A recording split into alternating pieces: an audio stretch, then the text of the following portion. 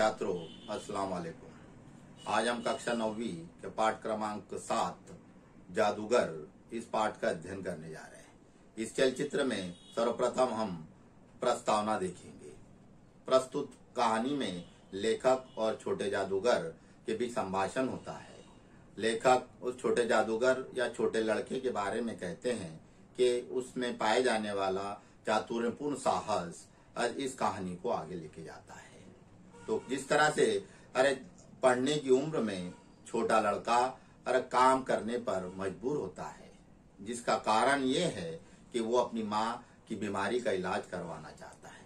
उसके घर के हालात ठीक ना होने के कारण वो काम करता है, और वो काम है उसका जादू का खेल।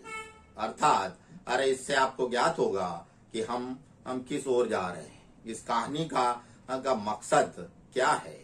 तो प्रिय छात्रों, तो हम इस चलचित्र में जो प्रस्तावना देख रहे हैं, आने वाले चलचित्रों में हम इस पाठ का अध्ययन करेंगे, जिससे आपको पता चलेगा कि हमारा शीर्षक छोटा जादूगर, इस कहानी में हम किसके बारे में बात करने जा रहे हैं।